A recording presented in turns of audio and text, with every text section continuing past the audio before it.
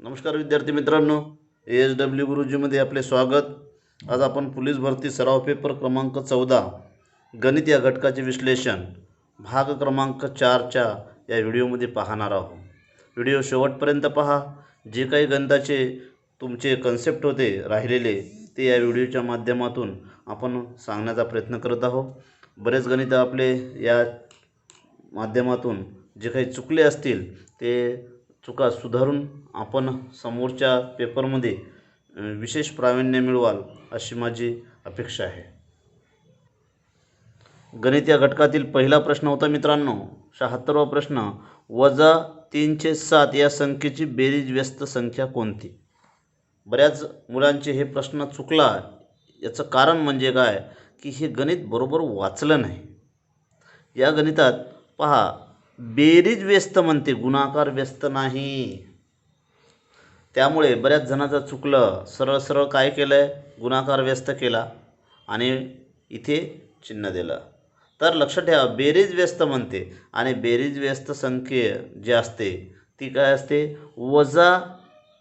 -3/7 याची बेरीज व्यस्त किती होईल, तर 3/7. का, तर लक्षात घ्या की बेरीज व्यस्त संख्येची बेरीज नेहमी काय राहते, तर 0 राहते.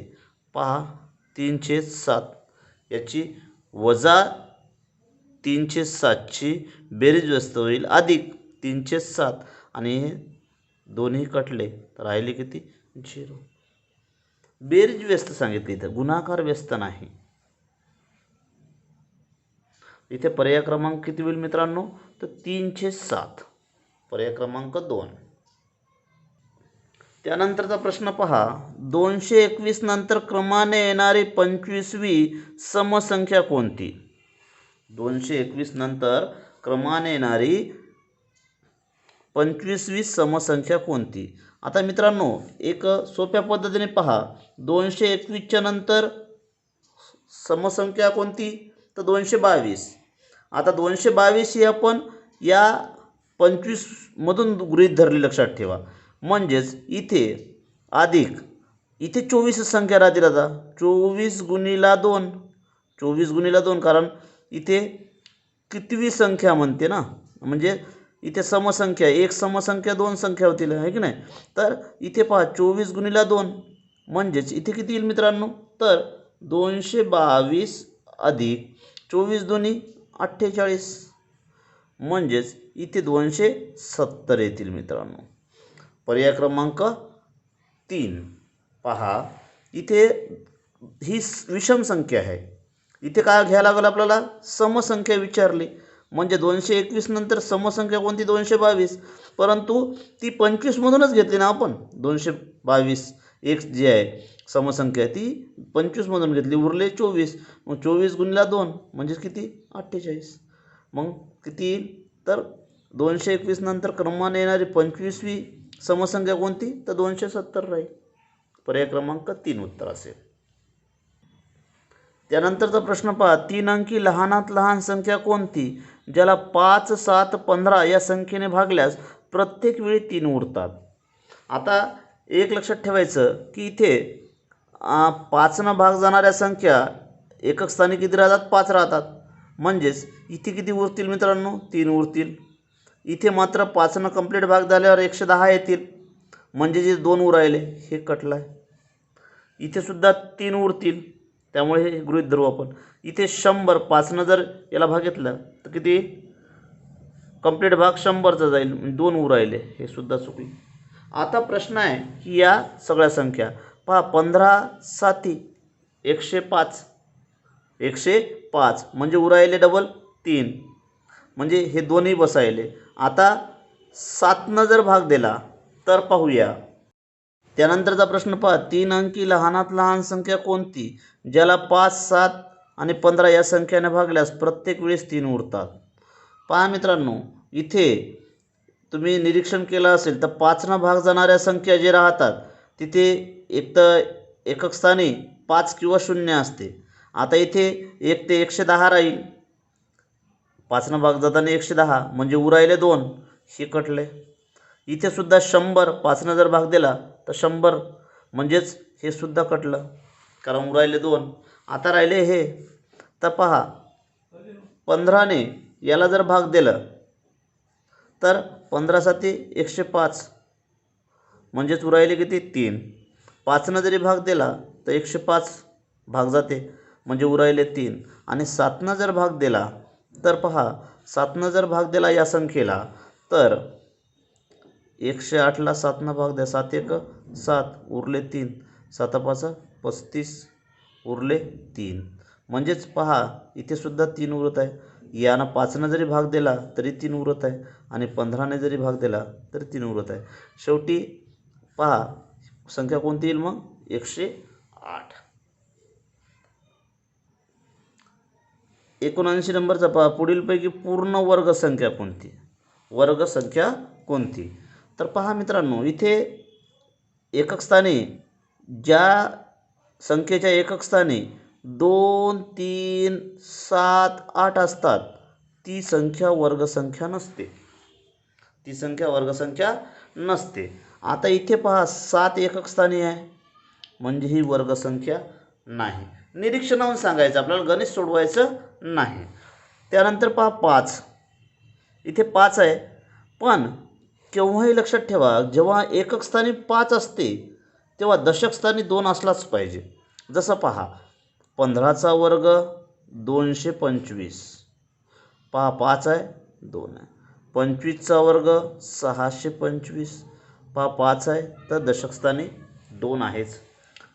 तर हे कुठेही लक्षात ठेवा. 35चा वर्ग 1225, म्हणजेच इथे पहा 5 आहे तर 2 आहे, दशक स्थानी 2 असेलच. जेव्हा 5 असते एकक स्थानी तेव्हा दशक स्थानी 2 असतेच, म्हणजे हे सुद्धा ऑप्शन कटलं आहे. त्यानंतर पहा तिसरं की 25,000. आता इथे लक्षात ठेवा की जे शून्य राहतात ते समप्रमाणात राहतात, विषम नाही. इथे किती शून्य आहे 3, हे विषम आहे. तर एक तर 2 किंवा 4 किंवा 6 अशा प्रमाणात राहतात मित्रांनो. म्हणजे लक्षात ठेवा असं नसतात 3 किंवा मग 5 अशा पद्धतीने नसतात, ते विषम पद्धतीत आहे, ते लक्षात ठेवा. तर हे सम पद्धतीत पाहिजेत. म्हणजेच पहा 10चा वर्ग किती होते, 100चा वर्ग तर 10,000, किती 2 शून्य आहे तर 4 शून्य झाले. 70चा वर्ग 7 7 49, 1 शून्य आहे तर 2 शून्य. हे लक्षात ठेवा 3 शून्य कधीच नसतात, म्हणजेच हे सुद्धा ऑप्शन कटलं. आता राहिला कोणता, तर हे वर्ग असेल कोणत्या तरी संख्येचा, परंतु इथे आपल्याला पर्याय शॉर्टिंग करता आले. हे कोणत्या तरी संख्येची पूर्ण वर्गसंख्या असेल, कारण ज्या अर्थी 3 नसेल त्या अर्थी चौथा असेलच. अशा पद्धतीने मित्रांनो आपल्याला हे गणित सोडवता येईल. इथे उत्तर कोणतं येईल, पर्याय क्रमांक 4. त्यानंतरचा प्रश्न पहा, घनमुळात 29.791 चा वर्ग. पहा मित्रांनो, आता हे घनमूळ कशाचं आहे ते आपल्याला काढायचं आहे आणि त्याचा वर्ग करायचा आहे. आता हे जर घनमूळ काढतो म्हणलं तर लक्षात या, घनमूळ काढताना इथे पाहायचं एकक स्थानी जर 1 असेल तर इथे 1च येईल. फक्त एक लक्षात ठेवायचं, 2 असेल तर 7 2 असेल तर 8 घ्यायचं, 8 असेल तर 2 घ्यायचं. एकक स्थानी 2 असेल तर 8 घ्यायचं, एकक स्थानी 8 असेल तर 2 घ्यायचं, आणि 3 असेल तर 7, 7 असेल तर 3. हे एक लक्षात ठेवा. बाकीचे जे अंक आहेत एकक स्थानी तेच अंक इथे घ्यायचा.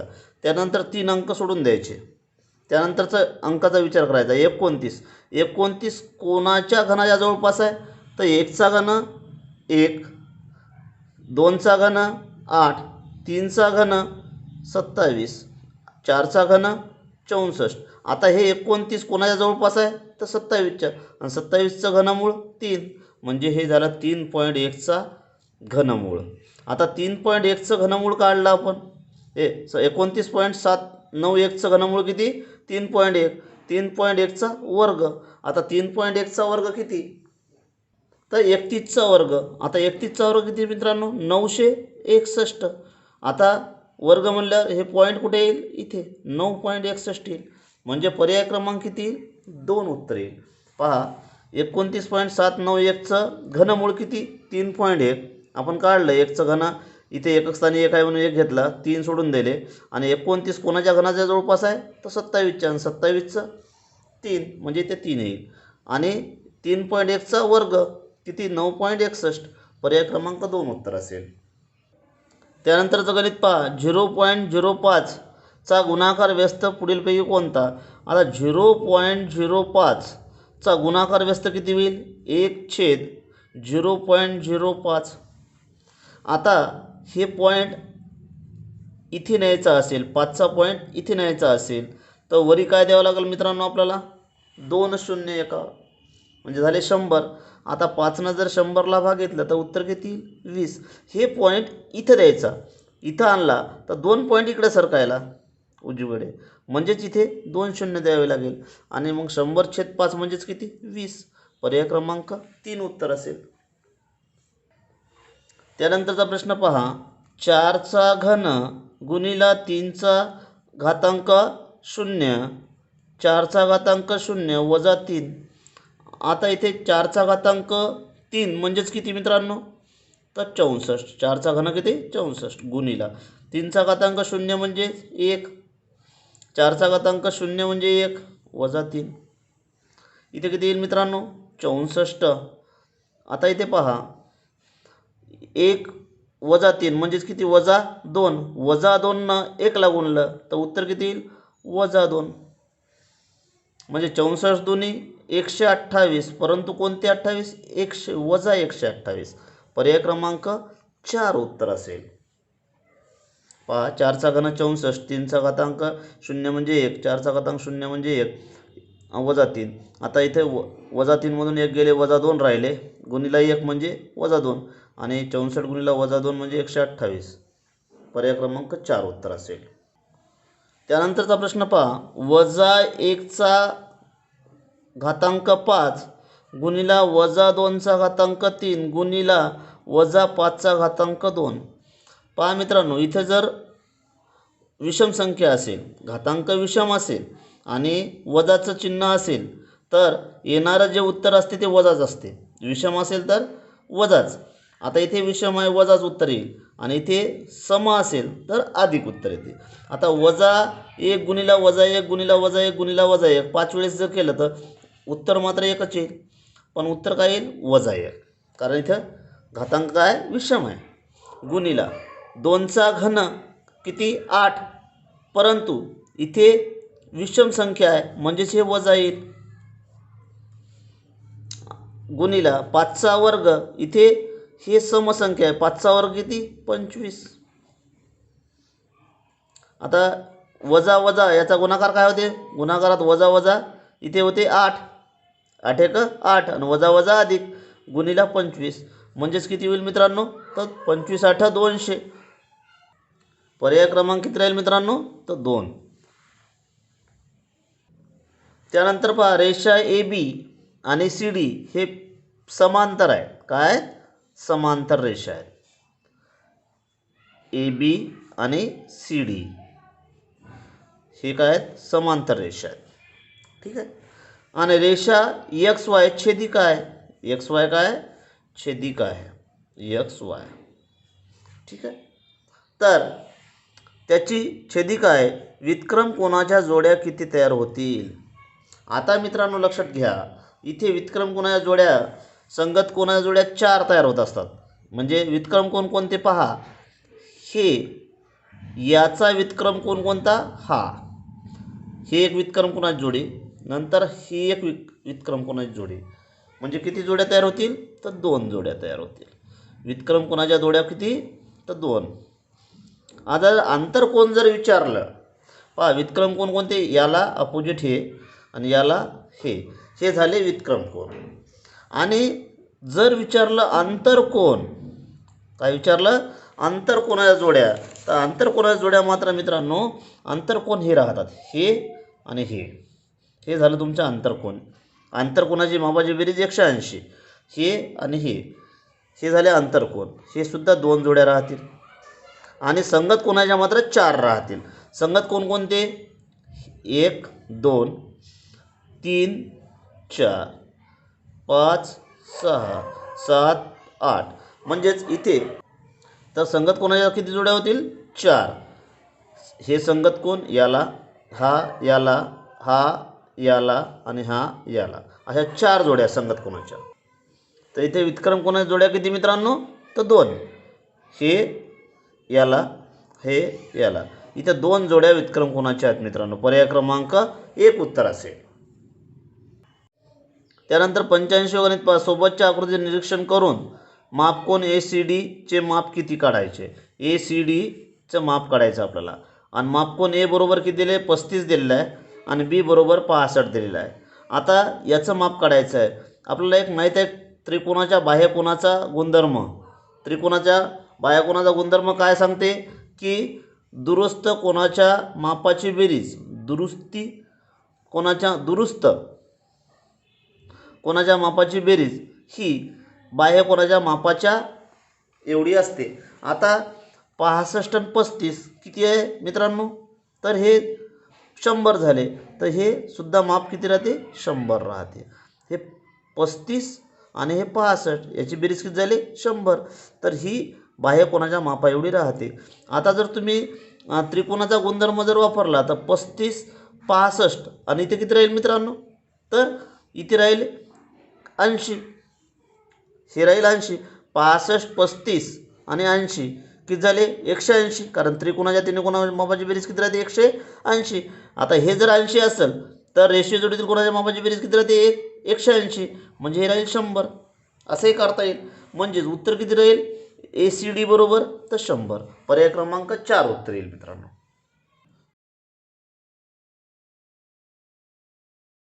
त्यानंतरचं गणित पहा. 13 सेमी बाजू असलेल्या समभुज चौकोनाच्या एका कर्णाची लांबी 24 आहे तर दुसऱ्या कर्णाची लांबी किती. पहा मित्रांनो, हा समभुज चौकोन आहे. समभुज चौकोनाच्या सर्व बाजूची लांबी सारखी असते. इथं 13 दिलेली आहे, आपण 13 घेतली. आता एका कर्णाची लांबी 24 आहे म्हणजेच इथे कर्ण एकमेकांना दुभागतात. ही झाली तुमची 12 आणि जे कर्ण दुभागतात ते काटकोनात दुभागत असतात. आता ही जर बाजू 12 असेल, ही 13 असेल तर ही बाजू किती. आता ही बाजू काढायची म्हणल्यावर लक्षात ठेवा कर्णाचा वर्ग म्हणजे 13चा वर्ग. कर्ण कोणता झाला हा, कारण या 90च्या समोरचा बाजू कोणती ही 13. 13चा वर्ग बरोबर 12चा वर्ग अधिक ही आपण x धरू, ही xचा वर्ग म्हणजे 169. 144 12चा वर्ग अधिक xचा वर्ग म्हणजे xचा वर्ग 169 वजा 144 म्हणजेच किती झाले इथे 25. xचा वर्ग म्हणजे x बरोबर किती मित्रांनो तर 5. ही जर 5 झाली असेल, x बरोबर 5. आता पूर्ण कर्ण किती होईल तर 10. कारण इथे पहा हे एवढी बाजू 5 झाली, याचा अर्थ कर्ण किती होईल 10. दुसरा कर्ण किती होईल 10 सेंटीमीटर. म्हणजे पर्याय क्रमांक किती तर 3. हे लक्षात ठेवा की 13 12 आणि ते 5 हे सुद्धा आपल्याला माहीत आहे की 5चा वर्ग 25 आणि 25ची डिवायडेशन 13 आणि 12 या पद्धतीने येते. तर इथे बाजू दुसरा कर्ण किती होईल मित्रांनो तर 10 सेंटीमीटर. त्यानंतरचा प्रश्न पहा. अथर्वने 2 रिम कागद आणले, त्यातील 168 कागद चित्रकलेसाठी व 10 दस्ते कागद लेखन कामासाठी वापरले, तर त्याच्याकडे किती कागद शिल्लक राहिले. पहा मित्रांनो, 1 रिम म्हणजेच किती कागद 480 कागद. 1 रिम म्हणजे किती 480 कागद. लक्षात ठेवा. गुणीला किती रिम आणले 2 म्हणजेच कागद टोटल किती आणले 960. आता चित्रकलेसाठी किती वापरले, चित्रकलासाठी वापरले त्यानं 168 आणि 10 दस्ते लेखन कामासाठी वापरले. आता एक दस्ता म्हणजे किती 10 दस्ते हे वापरले लेखन कामासाठी. आता एक दस्ता म्हणजेच किती मित्रांनो तर 24 कागद. तर 10 दस्ते म्हणजे किती 240 कागद. पहा 10 दस्ते वापरले, 10 दस्ते म्हणजे 240. आता 240 आणि 168 किती झाले मित्रांनो 408.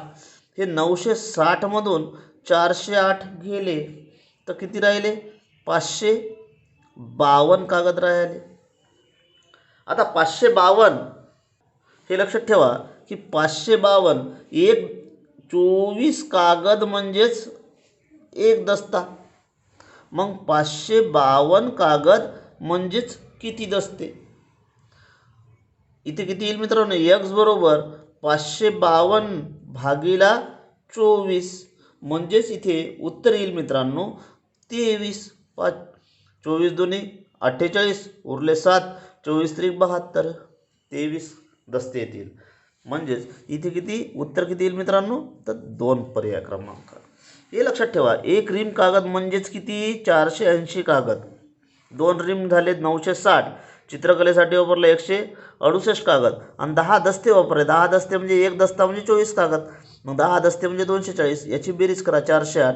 960मधून 408 गेले म्हणजे 552 राहिले. आता 24 कागद म्हणजे एक दस्ता, तर 552 कागदला किती दस्ते? तर 23 दस्ते. पर्याय क्रमांक 2 उत्तर असेल मित्रांनो. त्यानंतरचा प्रश्न पहा. एस टीचे दर 20% वाढले, पुन्हा पुढील महिन्यात 10% वाढले, तर मूळ भाड्यात किती शेकडा वाढ झाली? आता मूळ भाडं समजा आपण गृहीत धरूया 100 रुपये. 20% वाढले म्हणजेच दर कितीने 20% वाढले म्हणजेच किती भाव झाला असेल? 120. पुढील महिन्यात 10% अजून वाढले. 120चे 10% करा. 120चे 10%. 0 0 कटले म्हणजेच किती झाले? 12. म्हणजेच इथे 120 आणि 12 किती झाले? 132. पहा, मूळ किंमत 100 होती, त्याच्यावर 20% वाढले म्हणजे 100ला 20 म्हणजे किती? 120 झाले. 120चे पुन्हा 10% वाढले म्हणजे 12% वाढले. 120 आणि 12 किती झाले? 132 झाले. आता मूळ किंमत किती होती मित्रांनो? 100 आणि वाढले किती? 132 झाले. म्हणजे फरक कितीचा झाला? 32चा. म्हणजे किती टक्के वाढ झाली? 32%. शेकडा 7.34 चे टक्के किती? आता पहा, 7.3/4 याचं पहिले अपूर्णांकात रूपांतर करा मित्रांनो. 7 चौक 28, 28 आणि 3 31/4. आता याचं काय करायचं? आपल्याला शेकड्यात रूपांतर करायचं आहे. म्हणजेच इथे 100 डिवाइड. पहा मित्रांनो, इथे 4 31ला डिवाइड केलं तर पहा, 4 7 28 उरले 3, नंतर 4 7 28 उरले 2 आणि 4 5 20 म्हणजे किती उत्तर येईल? 7.75 छेद 100. कारण आपण फक्त यालाच भागाकार केला आहे. छेद 100. आता इथे जर भागाकार करतो म्हणलं तर हा पॉईंट कुठे जाईल? हा पॉईंट इकडे 2 घरच्या समोर जातील म्हणजे 0.0775. कारण हे 2 पॉईंट कट करायचे आहे तर इकडं हे घरं इकडे सरकतील. म्हणजेच काय झालं मित्रांनो? इकडे डावीकडे सरकतील 2 घरं. म्हणजे उत्तर काय येईल? 0.0775. 0.0775 म्हणजे पर्याय क्रमांक किती उत्तर येईल? तर 3 नंबरचं उत्तर येईल मित्रांनो. त्यानंतर हर्षल व अथर्वने अनुक्रमे 1000 रुपये, 1500 रुपये 2 वर्षासाठी दरसाल दरशेकडा 4% व 5% दराने बँकेत ठेवले. त्यांना मिळणाऱ्या व्याजाचे गुणोत्तर किती? आता हर्षलनं किती ठेवले? हर्षलनं 1000 रुपये ठेवले. किती वर्षासाठी? 2 वर्षासाठी. किती टक्के दरानं? 4% दरानं. आणि अथर्वनं 1500 रुपये ठेवले. किती वर्षासाठी? 2 वर्षासाठी. किती टक्के दरानं? 5% दरानं. आता 1000चे एका वर्षाचं व्याज 4%नं किती व्हायला? 40 रुपये. तर 2 वर्षासाठीचं किती व्हायला? सरळ सरळ आहे 80 रुपये. अथर्वचे 1500 रुपयाचं 5%नं दर पहा किती व्हायला? तर 75 रुपये एका वर्षाचं. मग 2 वर्षाचं किती व्हायला मित्रांनो? तर 150 रुपये. इथे तोंडी यायला पाहिजे तुम्हाला की 1000ला 4% म्हणजे किती झाले? 40. 2 वर्षाचं 80 रुपये. इथे 1500ला 5%, 1500ला 5% म्हणजे 75 रुपये, 75 दून 150. आता याचं काय म्हणते गुणोत्तर काढा. गुणोत्तर किती होईल? 8-15 म्हणजेच किती होईल मित्रांनो? पर्याय क्रमांक हर्षल आणि अथर्वचं विचारलं म्हणजेच 8-15 म्हणजे पर्याय क्रमांक 1 उत्तर असेल. त्यानंतर 91 नंबरचं गणित पहा. 5 टेबलाची विक्री किंमत 6 टेबलाच्या खरेदी किमती एवढी आहे, तर या व्यवहारात शेकडा नफा किंवा तोटा हो किती? आता पहा मित्रांनो, इथे पहा मित्रांनो, एका टेबलाची किंमत किती आहे? समजा गृहीत धरू आपण एका टेबलाची किंमत किती? 100 रुपये. एका टेबलाची खरेदी किंमत 100 रुपये घेतली. मग 6 टेबलाची खरेदी किंमत किती होईल? तर 600 रुपये. आता ते काय म्हणते की 5 टेबलाच्या विक्री किमती एवढी आहे, म्हणजेच 5 टेबलाच्या विक्री किमती एवढी ही किंमत आहे 600. म्हणजेच इथे एका टेबलाची विक्री किंमत किती व्हायली? एका टेबलाची विक्री किंमत बरोबर व्हायली किती? इथे 120 रुपये, कारण 600 भागीला 5 म्हणजे किती? 120 रुपये. आता या व्यवहारात खरेदी किंमत किती होती? 100 रुपये आणि विक्री किंमत किती झाली एका टेबलाची? 120 रुपये. म्हणजे या व्यवहारात नफा झाला की तोटा? तर नफा झाला. मग नफा किती झाला? तर 120 वजा 100 म्हणजेच किती? 20 रुपये नफा झाला. म्हणजेच इथे शेकडा नफा बरोबर नफा भागीला खकी गुणीला 100. गुणीला 100. नफा किती आहे मित्रांनो? तर 20. खरेदी किंमत किती होती? तर 100 आणि इथे गुणीला 100. 100 कटले किती राहिले? 20. 20% शेकडा नफा होईल. म्हणजे पर्याय क्रमांक किती येईल? 3 उत्तर येईल. पहा, टेबलाची खरेदी किंमत समजा 100 रुपये, 6 टेबलाची खरेदी किंमत 600 रुपये, ती 5 टेबलाच्या विक्री किंमती एवढी आहे म्हणजे 600 रुपये. मग एका टेबलाची विक्री किंमत किती झाली मित्रांनो? 120 रुपये. इथे नफा किती झाला? तर एका टेबला मागं 20. आता शेकडा नफा काढायचा आपल्याला. शेकडा नफा किती होईल? नफा आपण खरेदी किंमत गुणीला 100. नफा 20 रुपये आणि खरेदी किंमत किती आहे? 100 गुणीला 100 म्हणजेच किती झाले? 20%. त्यानंतर जर ए बरोबर 63, बी बरोबर 18, तर वर्गमुळात ए अधिक बीचा वर्ग किती?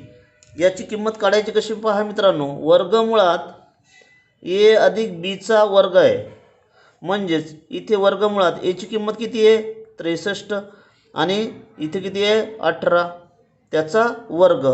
म्हणजेच इथे काय येईल मित्रांनो? वर्गमुळात इथे किती? 81 बेरीज झाली, 81चा वर्ग. आता इथे पहा, इथे मित्रांनो हे वर्ग आणि हे वर्गमूळ हे कॅन्सल होत असते, म्हणजे उत्तर किती येईल? 81. हे लक्षात ठेवा, हे वर्ग आणि वर्गमूळ कट होत असते, म्हणजेच इथे काय येईल? 81. पर्याय क्रमांक किती उत्तर? 4 उत्तर असेल. त्यानंतरचा पर्याय पहा. 10 मजूर एक काम 18 दिवसात संपवतात. 10 मजूर 18 दिवसात काम संपवतात. मजुराची संख्या दीडपट केल्यास, आता 10ची दीडपट किती होईल? मजूर किती आहे? 10. 10ची दीडपट किती मित्रांनो? तर 15. आता 15 किती दिवसात संपवतील? इथे पहा मित्रांनो, हे मजूर आणि इथे दिवस आहे, हे झालं तुमचं व्यस्त प्रमाण, म्हणजे x 18.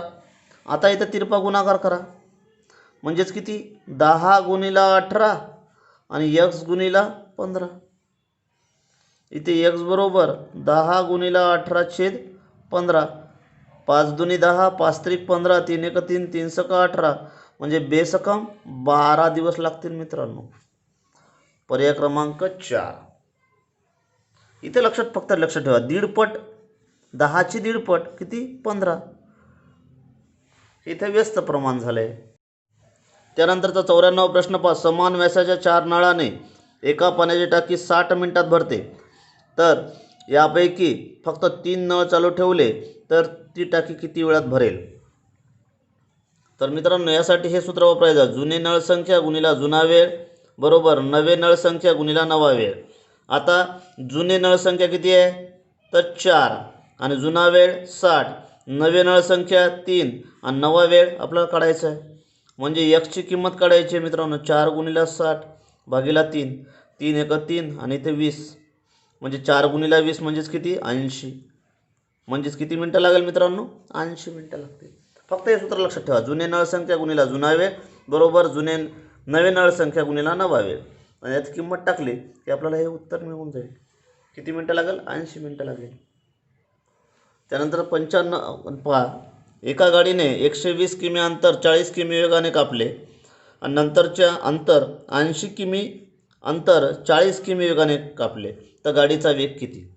पहा मित्रांनो, इथे पहिल्या गाडीचं अंतर किती आहे 120, किती वेगाने कापले तर 40 किमी वेगाने.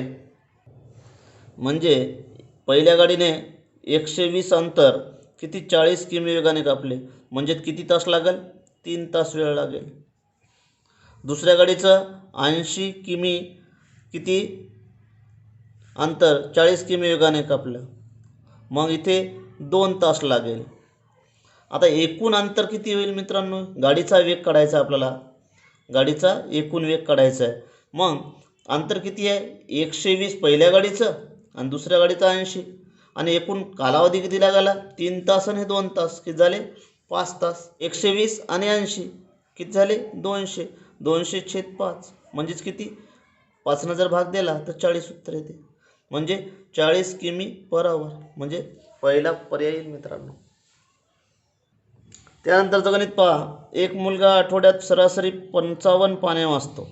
आठवड्यात किती वाजते 55 पाने.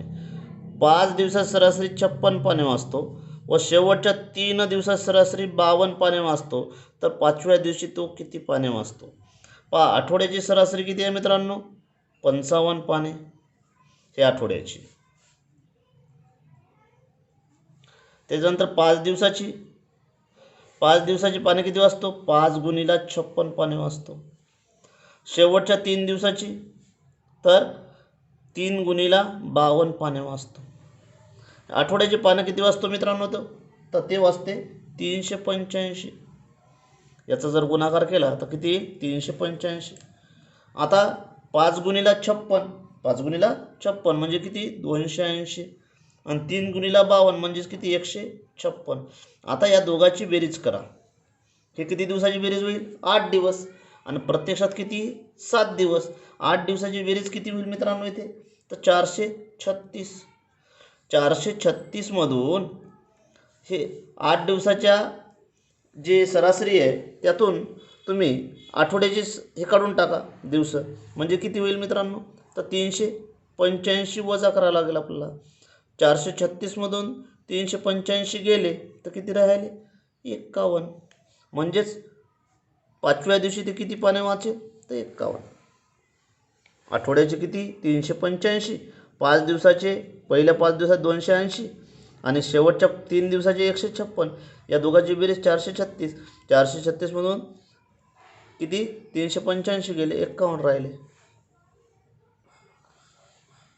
ताशी 60 किमी वेगाने जाणारी 220 मीटर लांबीची आगगाडी एक पूल 36 सेकंदात पार करते, तर पुलाची लांबी किती?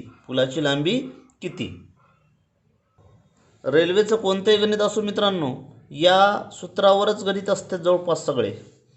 हे सूत्र लक्षात ठेवा. वेळ किती आहे इथे पहा 36 सेकंद, वेग 60 आहे 518. गाडीची लांबी किती आहे 220, आणि पुलाची लांबी आपण x घेऊया. 18 एक 18, 18 दुनी 36. 2 गुणिले 60 किती झाले 120, 120 गुणिले 5 किती झाले मित्रांनो तर 600. 220 अधिक x. आता 220 इकडे गेल्यावर वजा होतील, म्हणजे x बरोबर 600 वजा 220, म्हणजेच उत्तर किती येईल मित्रांनो 380.